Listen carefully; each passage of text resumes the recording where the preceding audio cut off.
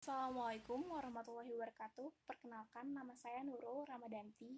Saya dari Prodi Akuntansi, kelas karyawan. Saya akan menjawab UTS Sistem Informasi Manajemen. Yang soal pertama adalah, sistem adalah kumpulan komponen dan elemen yang digabungkan menjadi satu untuk mencapai tujuan tertentu. Sedangkan informasi adalah suatu data yang diolah menjadi bentuk yang lebih bermakna atau lebih berharga. Selanjutnya yaitu manajemen. Manajemen adalah suatu proses di mana seseorang dapat mengendalikan individu atau kelompok melalui proses perencanaan, pengorganisasian, pengelompokan, dan analisa. Selanjutnya pengertian dari sistem informasi manajemen adalah suatu sistem yang digunakan untuk mengorganisasikan dan mengelompokkan data serta informasi yang berguna untuk melaksanakan tugas organisasi atau suatu perusahaan. Selanjutnya saya akan menjawab pertanyaan nomor 2, yaitu dampak sistem informasi dan internet bagi keunggulan kompetitif suatu perusahaan. Dampaknya yaitu meningkatkan value atau nilai suatu perusahaan dalam hal laba ataupun citra suatu perusahaan. Nah, caranya itu dengan mengefektifkan sumber daya yang ada melalui peningkatan kualitas produk dan layanan kepada pelanggan. Selanjutnya saya akan menjawab soal nomor 3, yaitu komponen utama dari infrastruktur IT. Ada 7, yaitu ada komponen hardware, software, jaringan, penyimpanan data dan manajemen, konsultasi integrasi sistem dan pelayanan, platform internet, dan yang terakhir ada software aplikasi enterprise. Penjelasannya yaitu yang pertama, komponen hardware itu terdiri dari dua. Yang pertama ada asisten personal data asisten, yaitu ada laptop, PC, server, dan selanjutnya ada mainframe. Mainframe itu ada communication device, terus hard disk, terus ada CPU.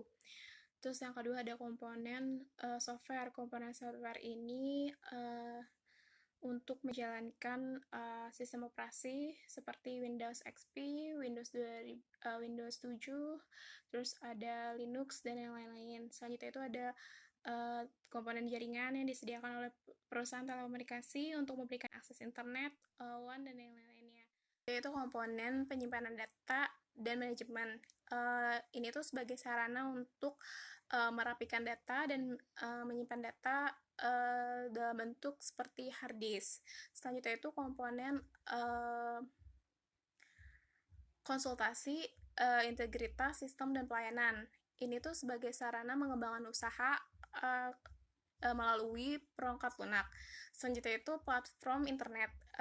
Ini tuh komponen yang komponen yang andalan karena untuk memasarkan produk sebuah perusahaan. Dan yang terakhir itu ada software aplikasi enterprise. Itu sebenarnya ini tuh komponen yang paling penting dalam infrastruktur IT karena dia itu berhubungan dengan perangkat lunak seperti Microsoft, Oracle, PeopleSoft, dan SAP.